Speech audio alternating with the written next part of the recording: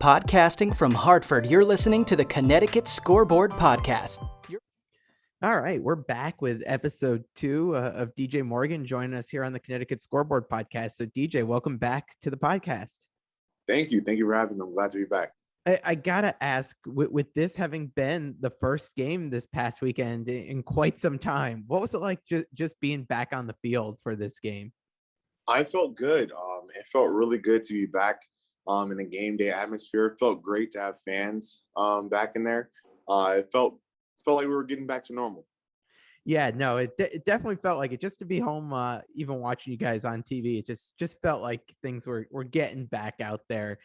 In terms of getting out there and actually playing these games, having not played for so long, how was it adjusting and getting back up to game speed? Because I know you guys have been putting in a lot of work in the weight room and in practice, but I feel like once you get back out in the games, it's like, all right, we're like back to actually having to make big moves here and stuff like that. So what was that like? It was good. Our practices are very intense. So they're as close to games, if not harder, than the games. So being out there, the speed wasn't too much of a difference. The only difference is, now these count. So every rep truly counts versus, practice. Of course, you mess up a rep, it doesn't go towards your record. But now, all these reps matter and all these reps count. Yeah, being in this game, I've got to ask because they kept bringing it up on TV with how hot it was.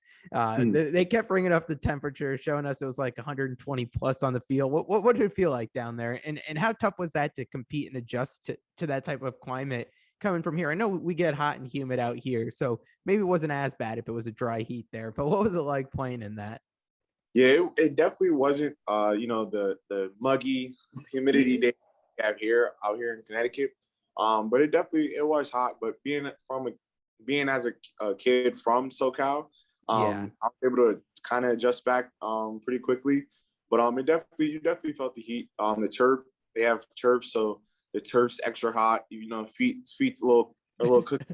But no, it felt good to be out there though. And being back in California, what did it mean to you to get to play in front of so many of your friends and family? Because I feel like that had to be pretty cool for you, getting that homecoming game and getting that big crowd out there for you. Yeah, it felt really good.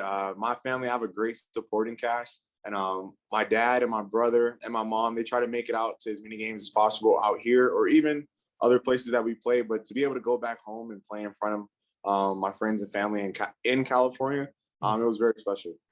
As one of the older guys on the team that comes with a lot of experience, how do you feel that the defensive unit was able to perform on Saturday? And what were some of the takeaways you've got headed into the rest of the season that you guys, want to see some areas of improvement around?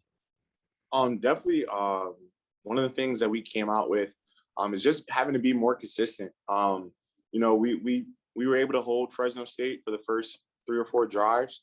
And now it's just a matter of playing consistent and playing a full 60-minute game.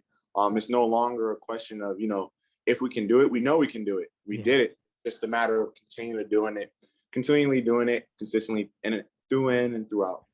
What was it like going up against an offense like the one that Fresno had? Because I feel like they're going to be one of the more high-powered offenses that you guys will see this year. So what was it like getting to play them in game one? And how do you get some takeaways from that and from those reps that you had against them that you could carry into future games here?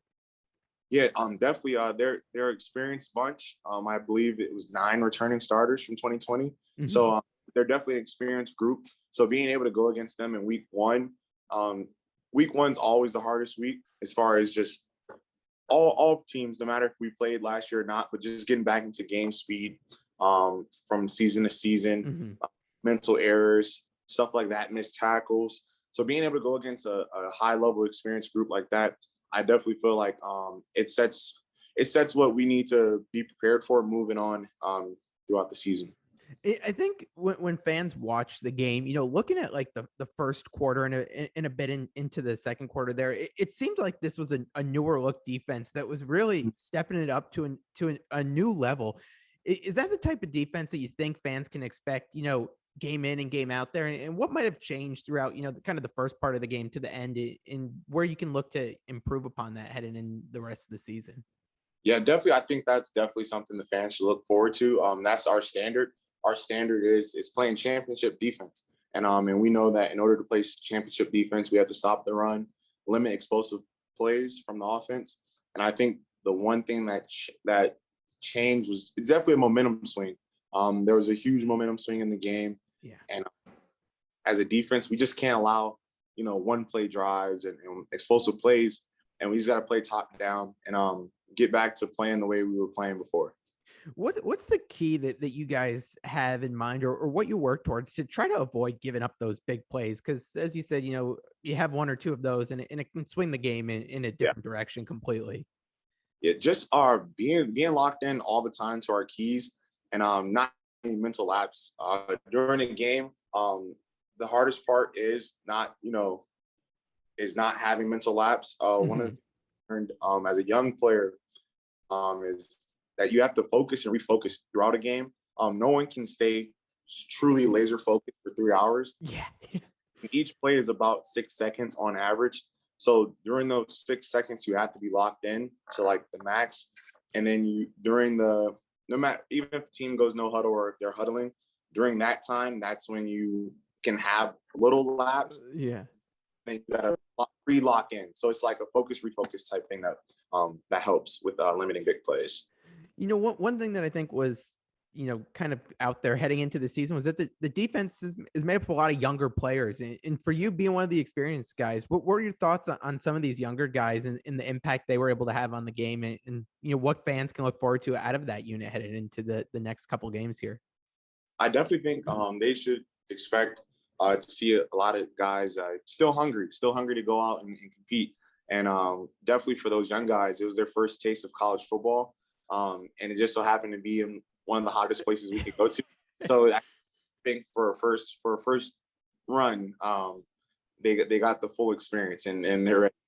Yeah, it's gonna be I think 75 and not too humid here this Saturday coming up. So I think that should already put you guys in a better standing than 120 out there in Fresno.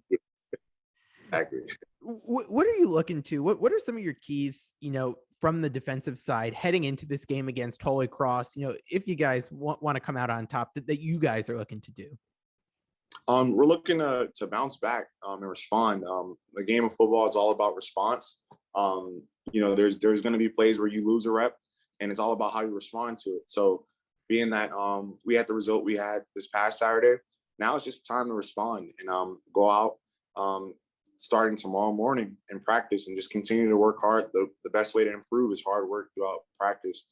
So definitely going into practice this week with a mentality of we have to get better from last week. And the only way we can go is up. We can't take any steps back. And I think that should help us moving forward.